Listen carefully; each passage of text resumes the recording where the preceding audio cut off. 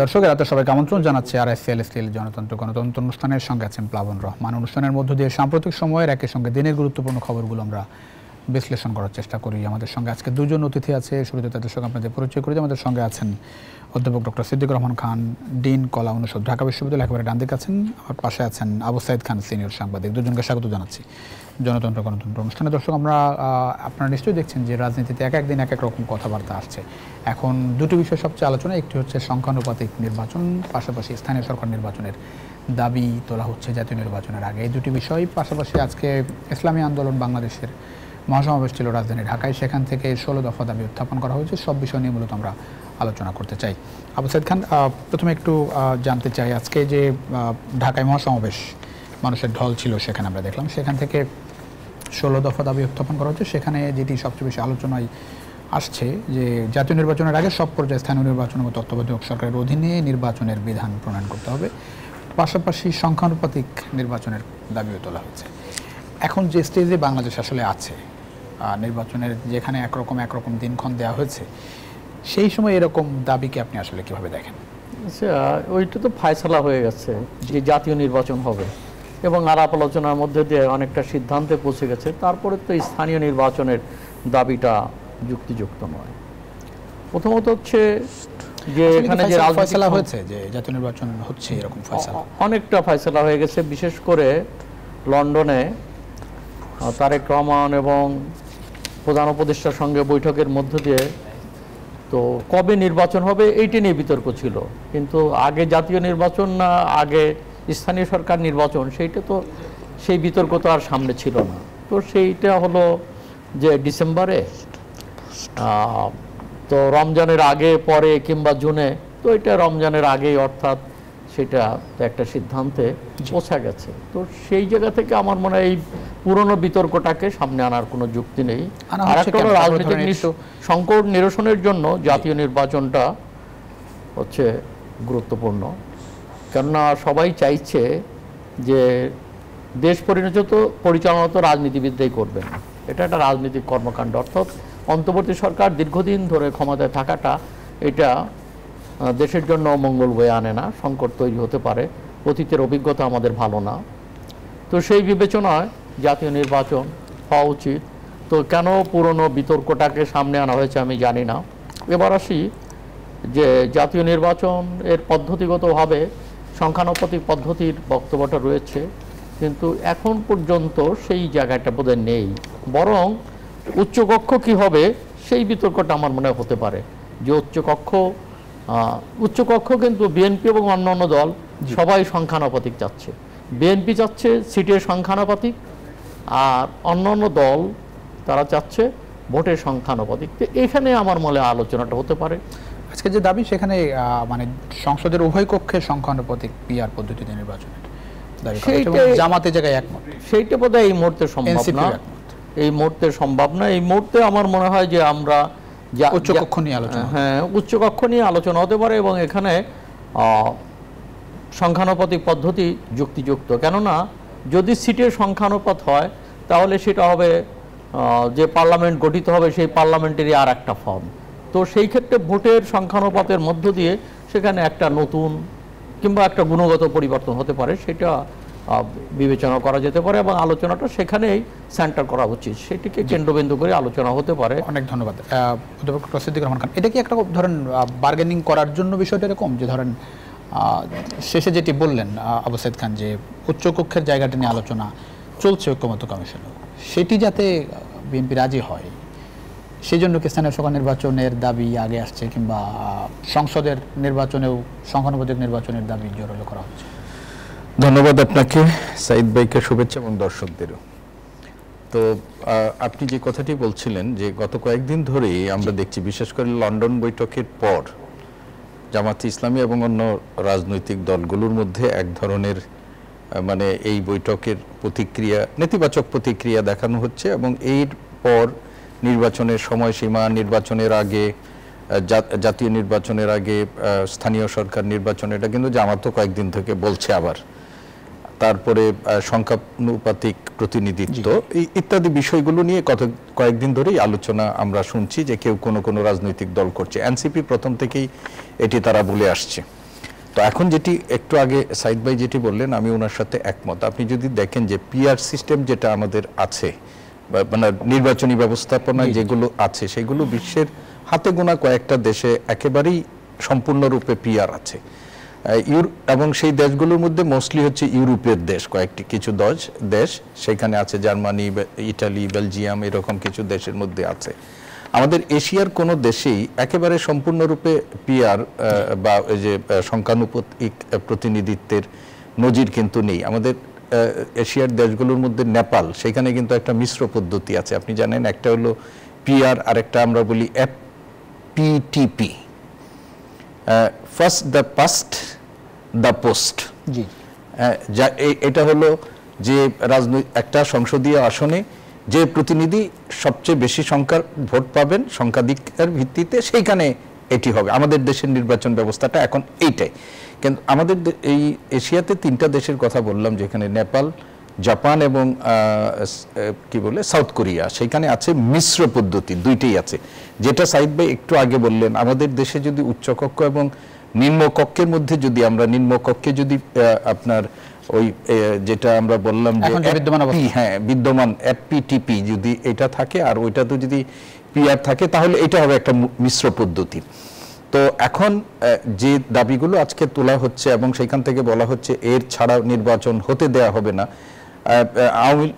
বিএনপির পক্ষ থেকে একটা তাৎক্ষণিক প্রতিক্রিয়া দেখানো হয়েছে এবং সেই প্রতিক্রিয়া সালাউদ্দিন আহমেদ বলেছেন যে আমাদের দেশে বর্তমান বাস্তবতায় এই আমাদের পিআর সিস্টেমের নির্বাচন বা এই ধরনের যাওয়ার কোনো সুযোগ নেই আমাদের এখন। এবং উনি বলছেন যে যারা এই দাবি করছে বা জাতীয় নির্বাচনের আগে যারা স্থানীয় নির্বাচনের দাবি, এরা হচ্ছে নির্বাচনটাকে হয় বিলম্বিত করার, না হলে একটা বানচাল করার একটা প্রচেষ্টার অংশ হিসাবে করছে। আপনি দেখেন, স্থানীয় সরকার নির্বাচনের যে একটু আগে বলেছেন যে এটা অলমোস্ট মীমাংসিত বিষয়।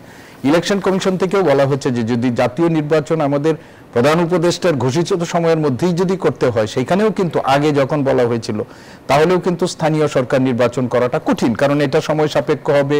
এই নির্বাচনের পর আরেকটা নির্বাচনের জন্য প্রস্তুতি, এটা হবে না। ফলে জাতীয় নির্বাচনই এখন সবার টার্গেট। এখন আজকে ইসলামী আন্দোলন যেটি করেছে সেটা তার সাথে কণ্ঠ মিলিয়ে জামাত ইসলামীর পক্ষ থেকেও বলা হচ্ছে, এবং আমি মনে করি যে লন্ডন বৈঠকের পর জামাত ইসলামীর যে প্রতিক্রিয়া, সেই প্রতিক্রিয়ার একটা অংশ হিসাবেই তারা এই গত কয়েকদিন ধরে এই কথাগুলো। জামাত আসলে কি চায়? ধরেন এক এক সময় আমরা দেখছি এক এক কথা বলছে। জি, নির্বাচনের সময়সীমা নিয়েও যদি দেখেন, সংস্কারের পরে নির্বাচন, সংস্কার না হলে নির্বাচন না, ডিসেম্বরের মধ্যে হতে পারে, ফেব্রুয়ারিতেও একসময় বলেছে, এপ্রিলের পরে না।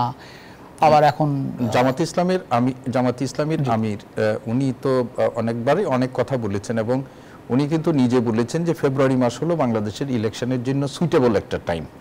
ওইখান থেকে ওনারা সরে যেয়ে যখন প্রধান উপদেষ্টা বলেছিলেন যে এপ্রিল মাসে, তখনও তারা বলেছিলেন যে এটা হতে পারে, এবং অনেকেই তখন অভিযোগ করেছিল যে প্রধান উপদেষ্টার এই ঘোষণাটা এসেছে মূলত জামাত এবং এনসিপির চাপেই বা তাদের ইচ্ছার প্রতিফলন। এই অভিযোগও কিন্তু অনেকেই তখন করেছিল। কিন্তু আমরা যেটা বলতে চাই যে এই মুহূর্তে বাংলাদেশের বাস্তবতায় হলো যে আমাদের কতগুলো মৌলিক সংস্কারের ব্যাপারে একটা ঐক্যমত্যের মাধ্যমে সেগুলো বাস্তবায়ন করে একটা জাতীয় নির্বাচনের দিকে যাওয়া। জাতীয় নির্বাচনের বিকল্প হিসেবে এখন স্থানীয় নির্বাচনকে তোলা, তাহলে কিন্তু মানুষের মনে সেই সংশয় হতে পারে যে নির্বাচনটাকে প্রলম্বিত করা যায়। এবং যতদিন বিএনপির পক্ষ থেকে বলা হচ্ছে, অনেক মানুষও বলে যে বাংলাদেশের রাজনীতিতে এখন খুবই সক্রিয় কিছু রাজনৈতিক দল আছে যাদের যত নির্বাচন বিলম্বিত হবে তত তাদের সুবিধা। নির্বাচন হয়ে গেলে একটা দলের রাজনৈতিক দল ক্ষমতায় আসতে পারে, তা যাই হোক, কিন্তু তখন কিন্তু অন্য যারা থাকবে রাজনীতির মাঠে কিন্তু সমগুরুত্ব তখন তাদের থাকবে না। ফলে এখন যারা অনেকেই আছেন তারা যেভাবে করছেন, একটা নির্বাচনের মাধ্যমে যদি একটা সরকার, রাজনৈতিক সরকার প্রতিষ্ঠিত হয়, তাহলে রাজনীতির মাঠে তারা হয়তো মনে করতে পারেন যে তাদের বর্তমান অবস্থানটা ক্ষুণ্ণ হতে পারে। সেই জন্য নির্বাচন বিলম্বিত হয়ে যদি রাজনৈতিক ক্ষমতা চর্চার সুযোগ থাকে, সেই সুযোগটা কেউ হাতছাড়া করবে কেন? অনেক দূর। আবু সাইদ খান, ধরেন যারা এই যে স্থানীয় সরকার নির্বাচন আগে চাচ্ছে, একটা মীমাংসিত বিষয় অনেকটা বাংলাদেশে। একই সঙ্গে যারা সংখ্যানুপাতিক নির্বাচনও দাবি করছে জোরালোভাবে, এই বেশ কয়েকদিন ধরে এটি দেখা যাচ্ছে, বিশেষ করে জামাতের কথাই বলবো, এনসিপিও এটার সঙ্গে একমত, এবং ঐক্যমত্য কমিশনও দেখবেন যে একরকম বিএনপির প্রতিপক্ষ একটা বড় বেশিরভাগ দল দাঁড়িয়ে যাচ্ছে। এরা আসলে কি চায় বলে মনে হয়? না, তারা যা চায় তত স্পষ্ট। তো এখন ঘটনা হচ্ছে যে আমি যেটা মনে করি যে এখানে এখন জাতীয় নির্বাচনটা হওয়া দরকার, এটা হচ্ছে গুরুত্বপূর্ণ। কেন রাজনৈতিক যে সমস্যা, যে দীর্ঘদিন ধরে একটা অন্তর্বর্তী সরকার এটা দেশের জন্য মঙ্গল বয়ে আনবে না, কেননা এখনও বাইরের ইনভেস্টমেন্টের ব্যাপারে চিন্তা ভাবনা করছে, এমনকি দেশীয় ইনভেস্টমেন্ট হচ্ছে না। অনেকেই তো পুঁজি নিয়ে বসে আছে যে সরকার কেমন হবে, দেশ কিভাবে চলবে, এগুলো ফয়সালা হওয়া উচিত। তো সেই কারণে এখানে নির্বাচনটা হওয়া দরকার। এর মানে এই নয় যে তারা সংখ্যানুপাতিক পদ্ধতির বিষয়টা তাদের কর্মসূচিতে অন্তর্ভুক্ত করতে পারবে না, নিশ্চয়ই পারবে নির্বাচনী দাবি হিসাবে ইশতেহারে। আর একটা হচ্ছে যে এখন দেশ এবার যে পদ্ধতিতে নির্বাচন, অর্থাৎ স্থানীয় সরকার, আজকে যে আসন ভিত্তিক যে নির্বাচনটা হচ্ছে, তো এই নির্বাচন সবসময় হবে এমন তো না, একসময় তো সংখ্যানুপাতিক পদ্ধতি তো জাতি একমত হতে পারে, কিন্তু আজকের বাস্তবতায় কী হওয়া উচিত সেটা হচ্ছে গুরুত্বপূর্ণ। তো সেখানে আমার মনে হয় যে এখন পর্যন্ত এমন কোনো ঐক্যমত্য ছাড়া তো কোনো কিছু হবে না। আর একটা হচ্ছে যে এখানে জাতীয় ঐক্যমত্যের কমিশনেরও একটা সিদ্ধান্ত রয়েছে যে যে যে বিষয়ে ঐক্যমত্য হবে সেই বিষয়গুলো থেকে তারা গ্রহণ করবে, বাকিগুলো তাদের কর্মসূচি নিয়ে মাঠে নামতেই পারে। এবং সেই নামার ক্ষেত্রে আমি আরেকটা কথা বলেছেন যে ঐক্যমত্য কমিশনের আসলে নিয়ত কি সেটি পরিষ্কার করতে বলেছেন তিনি, সেইটা তো তাদের বিষয়। তো এখন ঘটনা হচ্ছে হ্যাঁ ঐক্যমত্য কমিশনেরও তিনিও বলেছেন যে ঐক্যমত্য কমিশন যদি মনে করে যে ওনারা যা চাইবেন সেই বিষয়ে ঐক্যমত্য হতে হবে, সেটিও আসলে না, ঐক্যমত্য কমিশনের তো একটা লিমিটেশন আছে, তাদেরও আলোচনার ক্ষেত্রে যেভাবে অগ্রসর হওয়া উচিত ছিল, তারা এত ইস্যুকে সামনে এনেছে, কিন্তু তারপরে এখন আমার কাছে মনে হয় যে মোটা দাগে তারা কতগুলো ইস্যু, যেমন কিছুটা ঐক্যমত্য হয়েছে, যে অনৈক্যমত্যের বিষয়টা যেমন 70 অনুচ্ছেদের ব্যাপারে এটা হয়েছে 10 বছর জি জি এর ক্ষেত্রে, অর্থাৎ প্রধানমন্ত্রীর বয়স মানে প্রধানমন্ত্রীর সময়সীমা 10 বছর, এ ব্যাপারেও ঐক্যমত্যে এসছে, যদি একটা শর্ত আছে। তো আরও কিছু বিষয় সামনে আছে, তো আমার মনে হয় সেগুলো ধরে এগোতে পারে, সেইটা এগোনো উচিত। আর একটা হচ্ছে যে এখানে হ্যাঁ রাজনীতিতে মাঠের অনেক আলোচনা হয়, তো সব আলোচনা ধর্তব্য নয়, অর্থাৎ মাঠে জনসভা থেকে যে বক্তব্য হয় দেওয়া হয় সেই বক্তব্য সবসময় নয়, আলোচনার টেবিলে এসে সেগুলো সবাই স্ট্রিক্ট করে না। তো আমরা ধরে নিতে পারি যে আজকে ইসলামী আন্দোলনের পক্ষ থেকে যেসব বক্তব্য দেওয়া হচ্ছে সেটা তাদের কর্মসূচি, কিন্তু আলোচনার টেবিলে তারা কি বলবেন সেটা দেখবার বিষয়। জি, অনেক ধন্যবাদ। সিদ্দিকুর রহমান খান, নির্বাচন কি আপনি ফেব্রুয়ারিতে দেখছেন? মানে জুলাই সনদ নিয়ে একরকম মানে বিএনপি যেটি বলছে যে আসলে সব যে হবে সেটি ভাবা ঠিক না, আবার জুলাই সনদের জায়গাটাই স্বাক্ষর করা না করা নিয়েও এর মধ্যে বক্তব্য দিয়েছে এনসিপির পক্ষ থেকে যে এই না হলে তারা আসলে স্বাক্ষর করবে না। জামাত বলছে যে সংখ্যানুপাতিক না হলে দেশের জনগণ মেনে নেবে না, মানুষ। সব মিলিয়ে জুলাই সনদ একটা বড় ফ্যাক্টর, সেই জায়গায় ঐক্যমত্য দেখছে না। এটি যদি না হয় সেক্ষেত্রে নির্বাচন ফেব্রুয়ারিতে হওয়ার সুযোগ আছে। দেখুন, আমরা এই ফেব্রুয়ারির বক্তব্যটা কার কাছ থেকে এসেছে? বাংলাদেশের একটা বড় রাজনৈতিক দল তাদের সাথে আলোচনার পরিপ্রেক্ষিতে প্রধান উপদেষ্টার বা সরকারের যিনি প্রধান নির্বাহী তার কাছ থেকে এই একটা সম্ভাব্য সময়সীমা এসেছে। আমরা এটার উপর আস্থা রাখতে চাই, এবং এখন আমরা জুন মাস অতিক্রম করে জুলাই মাসের দিকে যাচ্ছি, এবং জুলাই সনদটা আগামী 31 জুলাইয়ের মধ্যে হবে সেটা প্রত্যাশা করা হচ্ছে। এখন যদি রাজনৈতিক দলগুলোর সদিচ্ছা থাকে এবং সরকারও যদি মানে মনে প্রাণে চায় যে আমরা এর মধ্যে এটি করব, ইট ইজ পসিবল। আপনাকে মনে রাখতে হবে রাজনৈতিক দলগুলোকে, যারা বলছে যে আমরা এই না হলে স্বাক্ষর করব না, ওই না হলে স্বাক্ষর করব না, এইসব কথা বলার আগে তারা জনগণকে মানে সাক্ষী মানে যে জনগণ এই চায়, জনগণ সেই চায়। জনগণ কি চায় সেটা কিন্তু আমরা এখনো বুঝি নাই। আমরা জনগণ কি চায় এখনো সব কিছু আমরা বুঝি নাই। ফলে আমরা যেটা মনে করি এই রাজনৈতিক দলগুলোকে উপলব্ধি করতে হবে যে বাংলাদেশে একটা রক্তক্ষয়ী গণ অভ্যুত্থানের মধ্য দিয়ে এমন কিছু করতে হবে যেটা তাদের ক্ষমতা নিশ্চিত করার গেলেই কেবলমাত্র আমরা ঐক্যমত্যে আসব, এই ধরনের মনোভাব সবাইকে পরিত্যাগ করতে হবে, বড় দল হিসাবে বিএনপিকেও এটা পরিত্যাগ করতে হবে এবং অন্য রাজনৈতিক দল যারা আছে, নতুন রাজনৈতিক দল থেকে শুরু করে অন্য রাজনৈতিক দল, তাদেরও এটা উপলব্ধি করতে হবে। এখন একটু আগে উনি যেটা বলেছেন, আমিও এটা মনে করি যে এখন বাংলাদেশের যে বাস্তবতা, সেই বাস্তবতাতে আমরা মনে করি যে একটা ইলেকশন আপনি না ধরলেন ফেব্রুয়ারিতে করলেন না, এপ্রিলে করবেন, মেতে করবেন, জুনে করবেন, আপনি যে এত সংস্কার কর্মসূচি বাস্তবায়নের জন্য কর্মপরিকল্পনা গ্রহণ করছেন, সেই কর্মসূচিগুলো আপনার অনুমোদিত কোথায় হবে? সেই কর্মসূচিগুলো বাস্তবায়নের জন্য কাদের উপর দায়িত্ব? রাজনীতিবিদ, রাজনৈতিক সরকারের দায়িত্ব হবে। ফলে রাজনৈতিক দলগুলোকেও আপনারা আমলে নিতে হবে এবং ভবিষ্যতে যারা রাষ্ট্র পরিচালনার দায়িত্ব পেতে পারে, এই ধরনের রাজনৈতিক দলগুলোকে আমলে আনতে হবে। এনে আমাদের এই রাজনৈতিক সংকটের একটা গ্রহণযোগ্য সমাধানের জন্য হবে। যে একটু আগে যিনি যেটি বলছিলেন, আমি ওইটি বলি যে আমরা কিন্তু অনেকগুলো কঠিন বিষয় নিয়ে, গত সপ্তাহে আপনারা এখানে যখন আলোচনা করতে আসছিলাম, তখন প্রধানমন্ত্রীর 10 বছর নিয়ে কিন্তু আমরা তখন মেয়াদ নিয়ে বিএনপির যে অবস্থান থেকে আমরা মনে করছিলাম যে এই সংকটের কিভাবে সমাধান হবে, সেই সংকটের সমাধান হয়েছে। এনসিসি নিয়ে যে ঐক্যমত্য কমিশনের যেখানে অবস্থান ছিল, ন্যাশনাল কনস্টিটিউশনাল কাউন্সিল নিয়ে, সেখান থেকেও কিন্তু তারা বাস্তবতা উপলব্ধি করে সরে এসেছেন।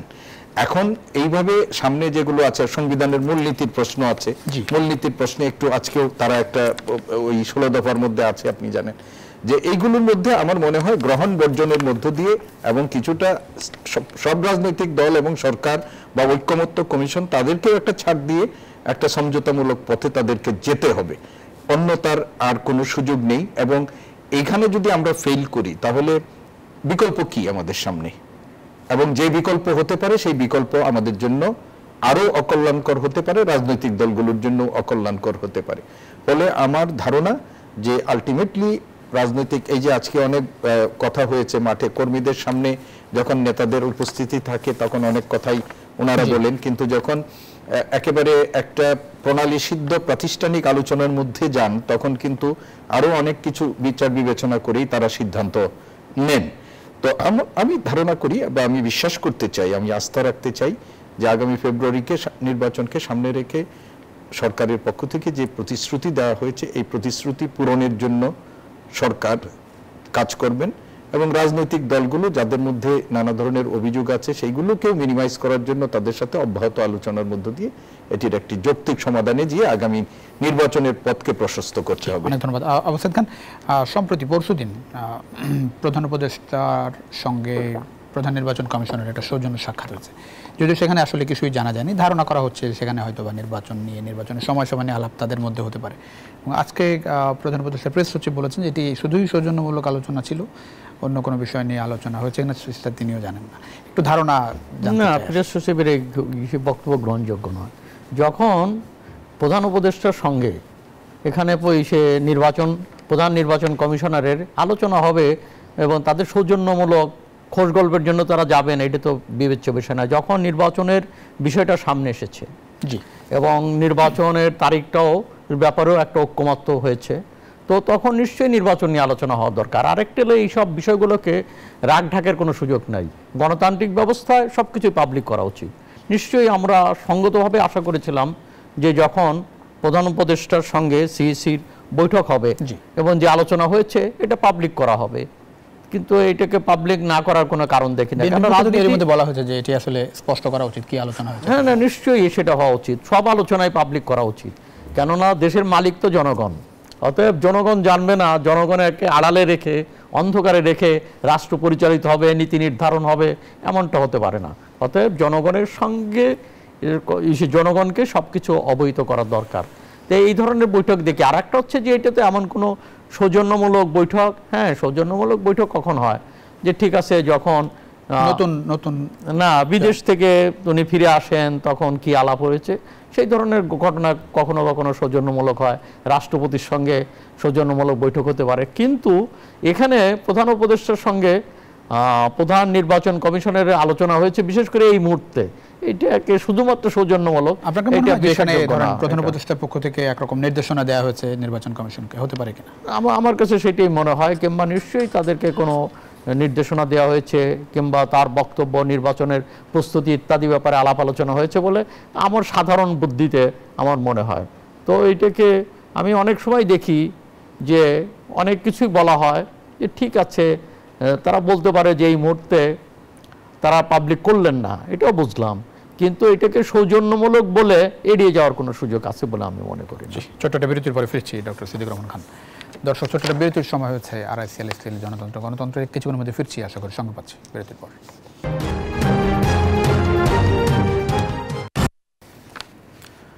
দর্শক, আবারও স্বাগত RICL স্টিল জনতন্ত্র গণতন্ত্রের সঙ্গে আছেন প্লাবন রহমান। আমরা কথা বলছিলাম নির্বাচন ঘিরে রাজনৈতিক উত্তাপ এই বিষয় নিয়ে। আমাদের সঙ্গে আছেন আবু সাইদ খান, আছেন অধ্যাপক ডক্টর সিদ্দিকুর রহমান খান।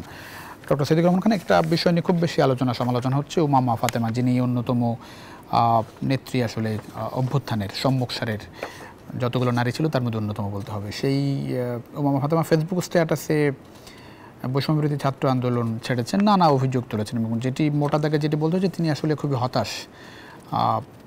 তার সংগঠন, যেটি আসলে বৈষম্যবিরোধী ছাত্র আন্দোলন, তিনি এনসিপিতে যাননি। তিনি মনে করেছেন যে বৈষম্যবিরোধী ছাত্র আন্দোলনের প্ল্যাটফর্মের মধ্যে থেকে প্রেশার ক্রিয়েট করে আসলে তাদের কাজগুলো করে নেবেন, সেটিতে একরকম ব্যর্থ হয়েছেন। কি বার্তা আসে আসলে এর মধ্য দিয়ে? দেখুন, গত জুলাই গণ অভ্যুত্থানের সম্মুখ সারিতে থাকা আমাদের যে ছাত্র সমাজের যারা নেতৃত্ব, 5 আগস্টের পরবর্তী সময়ে নানা কারণে তারা কিছু বিতর্কের মধ্যে জড়িয়েছে, এবং সর্বশেষ তাদের রাজনৈতিক দল গঠনকে কেন্দ্র করে একটা বিতর্ক তৈরি হয়েছে। এনসিপির যিনি প্রধান আহ্বায়ক, যিনি নাহিদ ইসলাম, কিন্তু বলেছিলেন যে এনসিপি এবং তাদের যে ছাত্র সংগঠন গঠনের মধ্য দিয়ে বৈষম্য বিরোধী যে ছাত্র আন্দোলনের এটার কার্যত মানে কাজ পরিসমাপ্তি হয়েছে, এটা কিন্তু তিনি একটা সময় বলেছিলেন এরকম। আর বৈষম্য বিরোধী ছাত্র আন্দোলন, এই বিতর্কটা নতুন করে তৈরি হয়েছে, আপনি জানেন, সেটা যে গত পরশুদিন তারা একটা কাউন্সিল করেছেন, এবং এই কাউন্সিলে তাদের নতুন নেতৃত্ব তৈরি হয়েছে। এর আগে আমরা জানি যে উমামা সেখানে তাদের মুখপাত্র ছিলেন। তো নতুন যে কমিটি গঠন করা হয়েছে, সেই কমিটিতে উমামার কোনো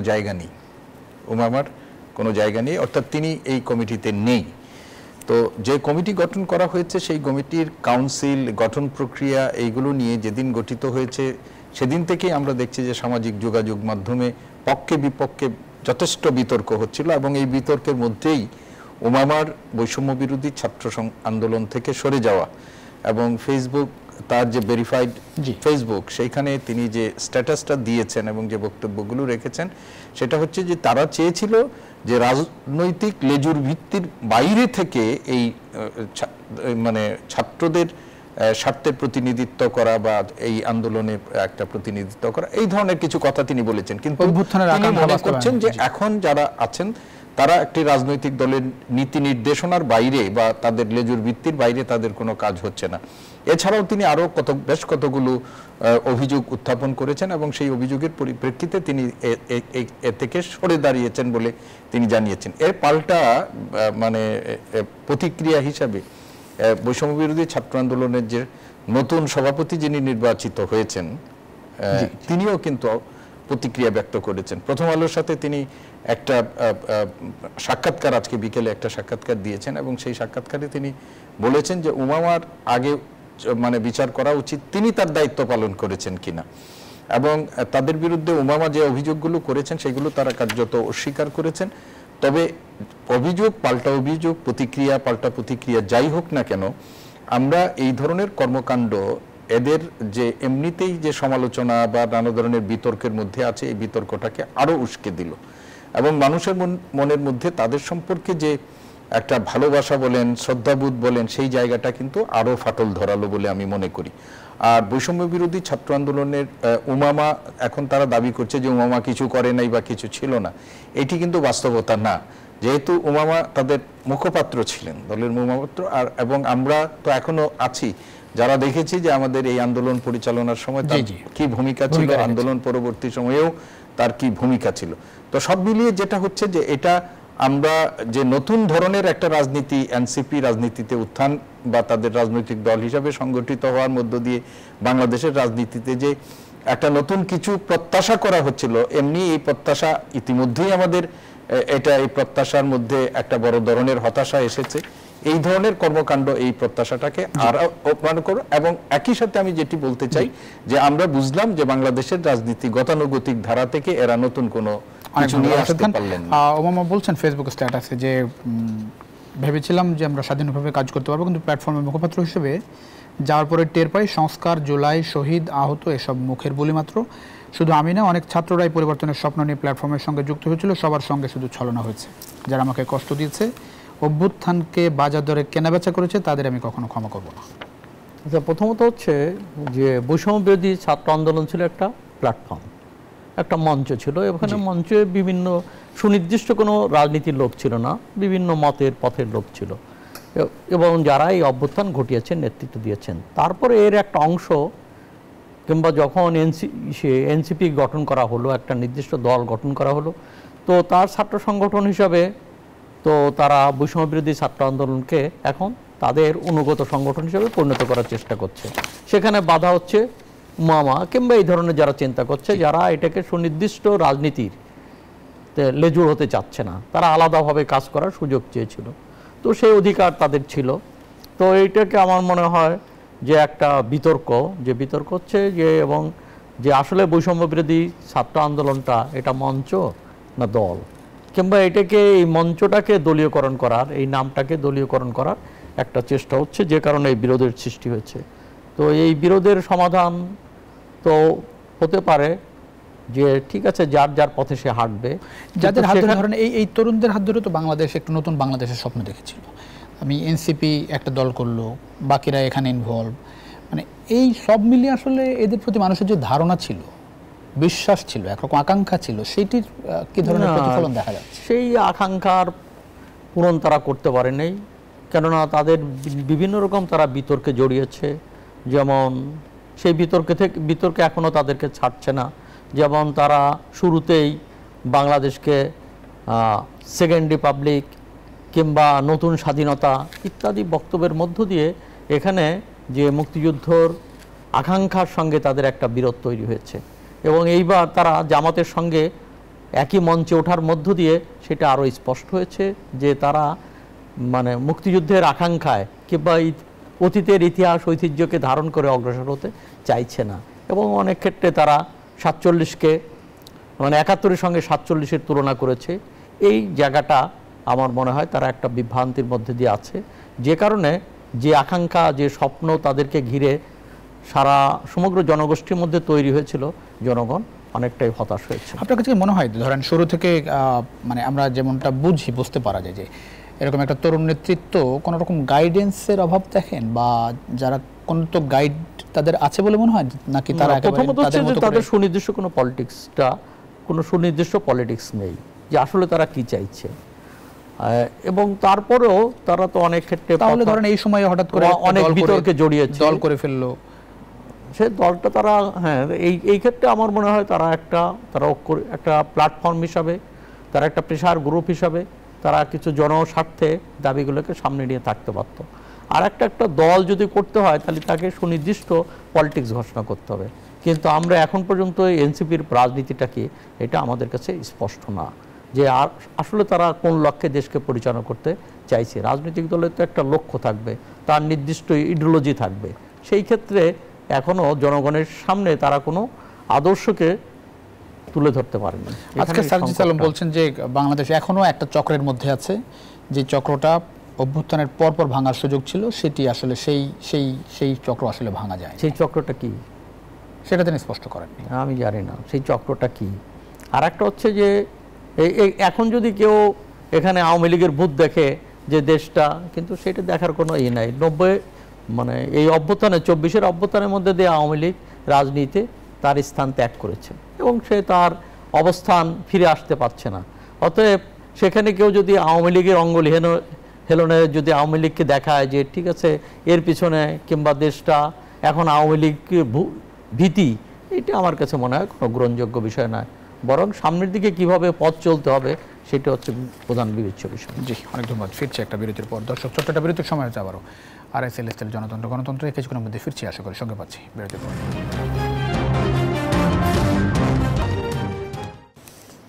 দর্শক আবারও স্বাগত RSL স্টিল জনতন্ত্র গণতন্ত্রের সঙ্গে আছেন প্লাবন রহমান। আমরা কথা বলছিলাম নির্বাচন ঘিরে রাজনৈতিক উত্তাপ বিষয় নিয়ে। আমাদের সঙ্গে আছেন ডক্টর সিদ্দিকুর রহমান খান, আছেন আবু সাইদ খান। সিদ্দিকুর রহমান খান, আমরা যে ধরেন ঐক্যের মধ্য দিয়ে এরকম একটি বাংলাদেশের স্বপ্ন দেখলাম 5 আগস্টের পর, 1 বছর অতিবাহিত হয়ে গেল একেবারেই সেই জুলাই মাস সামনে, যে জুলাইয়ের মধ্য দিয়ে এরকম একটি সরকারের পতন হয়েছে 5 আগস্টের সামনে, সেই ঐক্যটা আসলে কতটা আছে আমাদের মধ্যে?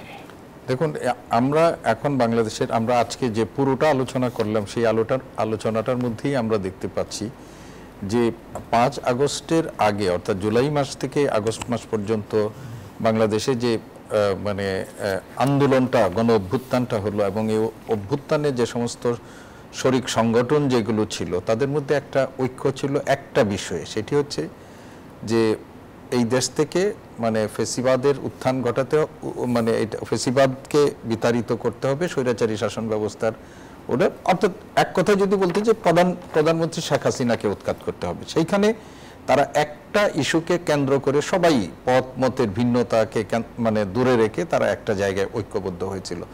এখন যখন আন্দোলন যখন সফল হয়ে গেছে তখন প্রত্যেকেই তাদের নিজ নিজ যে আদর্শিক অবস্থানটা, সেই আদর্শিক অবস্থান থেকে তাদের রাজনৈতিক মানে যে গেইনটা, পলিটিক্যাল গেইনটা, সেইটা করার জন্য তারা মাঠে নেমেছে। এবং সঙ্গত কারণেই যেহেতু আদর্শিক তাদের মধ্যে বিরোধ আছে বা মত পার্থক্য আছে, সেই আদর্শিক মত পার্থক্য জন্য এর বহিঃপ্রকাশ ঘটেছে তাদের এই মানে জুলাই পরবর্তী অনৈক্যের মধ্যে, এবং এটি এখন আমাদের সামনে দৃশ্যমান। জি, এবং এটাকে আমি কোনো অস্বাভাবিকও মনে করি না। পৃথিবীর ইতিহাসে আমরা যত গণ অভ্যুত্থান দেখেছি, যত বিপ্লব দেখছি, যে বিপ্লবীরা যারা কাঁধে কাঁধ মিলিয়ে লড়াই করেছেন, বিপ্লবের পরে এই বিপ্লবীরাই কিন্তু মানে আবার পরস্পরের বিরুদ্ধে অস্ত্র ধারণ করেছেন। সবার মধ্যেই কি একরকম ক্ষমতার লোভ দেখছেন? না, এটা এই পথ মতে এই যে বিরোধ, এই বিরোধের একটা আলটিমেট আছে তো, যে ক্ষমতা কেন্দ্রিক মানে কি বলবো, যে আমরা একটা লড়াই সংগ্রাম যেটাই বলেন না কেন, বিরোধ বলেন না কেন, এটা তো আছে। এর সাথে আদর্শিক অবস্থান থেকে রাজনৈতিক দলগুলোর যে আইডিওলজি আছে সেইখান থেকেও কিন্তু নিজেদের যে অবস্থান, সেই অবস্থান জনিত কারণের মধ্যেও তাদের হয়। আর যারা ঐক্যমত্য, এই যে একটু আগে আমরা বললাম বৈষম্য বিরোধীদের মধ্যে, তাদের মধ্যেও তো নিজেদের মধ্যে অনৈক্য দেখছি। সেখানে হলো যে নেতৃত্ব, লিডারশিপ, এটাও কিন্তু একটা গুরুত্বপূর্ণ বিষয়। তো সবকিছু মিলিয়ে আমরা এখন এই মুহূর্তে দেখছি যে জুলাইয়ের আগে যারা এক জায়গায় থেকে আন্দোলন করেছে, সংগ্রাম করেছে, লড়াই করেছে, তাদের মধ্যে একটা অনৈক্য দৃশ্যমান, এবং এটাতে অনেকেই হতাশ হচ্ছেন। কিন্তু আমি ব্যক্তিগতভাবে ইতিহাসের ছাত্র হিসাবে এটাকে মনে করি যে খুব মানে হতাশ হওয়ার কিছু নেই। এই ধরনের ইতিহাস পৃথিবীর বহু জায়গায় হয়েছে এবং এইখান থেকেই আবার একটা উত্তরণও ঘটেছে। তো আমিও মনে করি যে বাংলাদেশের এই অনৈক্যের মধ্য দিয়েই একটা ঐক্য, ইউনিটি ইন ডাইভার্সিটি, এইগুলোর মধ্য দিয়ে একটা হবে এবং আগামী দিনে আমাদের গণতন্ত্রের উত্তরণটা ঘটবে। জি, অনেক। আউসাদ খান, আপনিও কি আশাবাদী? না, এটা হতাশ হওয়ার কিছু নাই। আমি সিদ্দিকুর রহমান খানের সঙ্গে একমত যে আসলে তো বিভিন্ন পথের মতের লোকের একত্রিত হয়েছিল। সেখানে বাম ছিল, ডান ছিল, জাতীয়তাবাদী ছিল, উগ্র মানে ধর্মপন্থীরা ছিল। তো সব দল মিলে তখন সবাই মিলে তারা এই জগদ্দল পাথরটা, শেখ হাসিনার শাসনের অবসান চেয়েছে, তাকে তারপরে এখন আওয়ামী লীগ নেই, তো এখন তো তাদের ভিতর যার যার অবস্থানে, যার যার আদর্শিক অবস্থানে কিংবা যার যার রাজনৈতিক অবস্থানে ফিরে গেছে, এটি স্বাভাবিক। কিন্তু তারপরেও কতগুলো কমন ব্যাপারে যেটা দরকার, যে সেখানে দেশের সামগ্রিক স্বার্থে কতগুলো কমন বিষয়ে একমত থাকা দরকার, সেখানে আমরা দেখছি না, দুঃখটা সেখানেই। জি, দ্য ইকোনমিস্ট একটা নিবন্ধ প্রকাশ করেছে, এর মধ্যে রিপোর্ট প্রকাশ করেছে। সেখানে যেটি বলা হচ্ছে যে ডক্টর ইউনূস সরকারের অন্তর্বর্তী সরকার সবচেয়ে বড় ভুল হচ্ছে আওয়ামী লীগকে নিষিদ্ধ করা। পাশাপাশি তারা একটি জরিপ করেছে, সেখানে এনসিপি সমর্থন তারা পেয়েছে 5%, বিএনপির 42%, আওয়ামী লীগের 14% এবং জামাতের 32%। ওয়েস্টার্ন কান্ট্রিগুলোর মনোভাব বোঝা যায় কিনা এসবের মধ্যে? না, ওয়েস্টার্ন কান্ট্রি যাই হোক, যেমন ব্যক্তিগতভাবে আমি মনে করি যে ব্যক্তি অপরাধ করে, নেতারা অপরাধ করে, তো সেই অপরাধের জন্য নেতাদের ব্যক্তির শাস্তি হওয়া উচিত। দল যদি কোনো নির্দিষ্ট রেজুলেশন নিয়ে কোনো অপরাধ করে সেটা আলাদা বিষয়, কিন্তু দলের কার্যক্রমটা এইভাবে নিষিদ্ধ করার মধ্য দিয়ে, যেমন আওয়ামী লীগের কোনো কার্যক্রম নাই, কোনো কার্যক্রম চোখে পড়ার মতো না। হ্যাঁ, 20টা ছেলে রাস্তায় চিৎকার করে, এটা তো যে কেউ করতে পারে। কিন্তু তারপরে আওয়ামী লীগের যে যার কার্যক্রম নেই, নিষিদ্ধ করার মধ্য দিয়ে এটাকে একটা ইস্যু করা হয়েছে। তো এটার কোনো মানে নাই। যেমনই করে আওয়ামী লীগের আমলেও আমরা শেষের দিকে দেখলাম জামাতকে নিষিদ্ধ করার মধ্য দিয়ে জামাতকে আপার হ্যান্ড দিয়ে দেওয়া হলো, জামাত সামনে চলে আসলো। তো এই নিষিদ্ধ করার কোনো অর্থ আমি খুঁজে পাই না, বরং সেখানে আজকের বাস্তবতায় যে আওয়ামী লীগের যারা যারা অপরাধ করেছে বিচার হবে, হত্যার সঙ্গে যারা জড়িত তাদের বিচার হবে, কিন্তু যারা নৈতিকভাবে আওয়ামী লীগের সঙ্গে ছিল, কোনো অপরাধের সঙ্গে হত্যার সঙ্গে জড়িত না, তো তাদের তো রাজনীতি করার অধিকার রয়েছে। জি, সিদ্দিকুর রহমান খান, এই জায়গাটাই কি অন্তর্বর্তী সরকারের উপর একটা চাপ, এরকম রিপোর্ট পশ্চিমা বিশ্বের একটা প্রভাবশালী গণমাধ্যমের পক্ষ থেকে? অনেকে ভাবতে পারে যে এটি আসলে টাকা দিয়েও করানো যায়। না, এটা তো আমরা গত আমলে শুনেছি যে যখন সরকারের বিরুদ্ধে কখনো কোথাও কিছু গেছে তখন সরকারের পক্ষ থেকে বলা হয়েছে যে এটা টাকা দিয়ে করা হয়েছে, ইনভেস্টমেন্ট হয়েছে। আবার যখন সরকারের পক্ষে গেছে তখন বিরোধী দলগুলো বলেছে রাষ্ট্রের অর্থ ব্যয় করে এই ধরনের করেছে। তো এখন আমরা যে বাংলাদেশের বাস্তবতা আমরা দেখছি, সেটা তো আমাদেরও তো কিছু অ্যাসেসমেন্ট করার মানে ক্ষমতা আছে, তাই না? আমাদেরও কিছু একটা অ্যাসেসমেন্ট করার ক্ষমতা আছে এবং সেইগুলো দিয়েও আমরা কিন্তু কিছু বিচার বিবেচনা করি। এবং সেইখানে আমাদের ওদের রিপোর্টের ওপর পুরোপুরি আস্থাও রাখার কোনো দরকার নেই, একেবারে উড়িয়ে দেওয়ারও কোনো দরকার নেই। আমাদের নিজেদের কথাগুলো শোনার চেষ্টা যদি সরকার করে যে আওয়ামী নিষিদ্ধকরণের মধ্য দিয়ে তাদের মানে এই কর্মকাণ্ডে দেশের আভ্যন্তরীণ প্রতিক্রিয়া কি, তাহলে সরকার এটার ব্যাপারে মানে সিদ্ধান্ত নিতে পারে।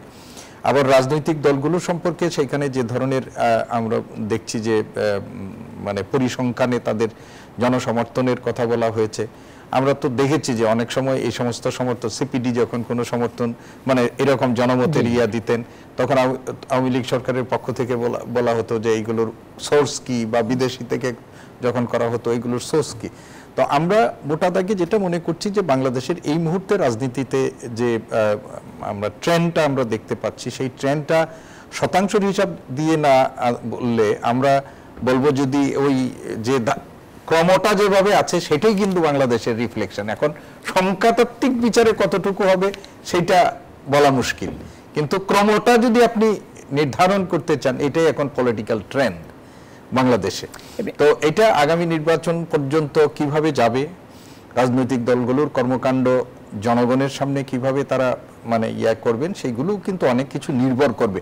এইবার অন্তত পক্ষে আমি মনে করি যে কিছু ভোটার তো সুইং ভোটার হবে অনেক, এবং সেটা সংখ্যায় কিন্তু একেবারে কম হবে না, সুইং ভোটই বেশি। হ্যাঁ, এটা সংখ্যায় কম হবে না। তো তাদেরকে আকৃষ্ট করার জন্য রাজনৈতিক দলগুলোর কি কর্মসূচি হবে, এবং সেই রাজনৈতিক দলগুলোর কর্মসূচি না, রাজনৈতিক দলগুলোর আদর্শটাকেও কিন্তু এই ভোটাররা বিবেচনা করবেন যে কাদের রাজনৈতিক আদর্শ। তো সবকিছু মিলিয়ে আমাদের আগামী নির্বাচনটা যারা রাজনৈতিক দলগুলো আছে তাদের জন্য প্রত্যেকের জন্যই কিন্তু কম বেশি চ্যালেঞ্জের মধ্যে আছে। তো এই চ্যালেঞ্জগুলো অতিক্রম করে তাদের সামনের দিকে যেতে হবে, এবং সেই ক্ষেত্রে বাইরের যে আপনি পশ্চিমাদের যে রিপোর্ট, পশ্চিমাদের যে মানে বক্তব্য, সেইগুলো অবশ্যই আমাদেরকে বিবেচনায় রাখতে হবে, কিন্তু এইগুলোকে একমাত্র নিয়ামক হিসাবে ধর্তব্যের মধ্যে না নিলেও চলবে। জি, অনেক ধন্যবাদ ডক্টর সিদ্দিকুর রহমান খান, আবু সাঈদ খান, দুজনকে অসংখ্য ধন্যবাদ এই রাতে আপনাদের মূল্যবান সময় দেওয়ার জন্য। দর্শক, এই ছিল আজকের জনতন্ত্র গণতন্ত্র আর জনতন্ত্র গণতন্ত্র। দেখাবেন অন্য সময়, সে পর্যন্ত ভালো থাকবেন সবাই। আশা করি নিউজ 24 সঙ্গে থাকবেন।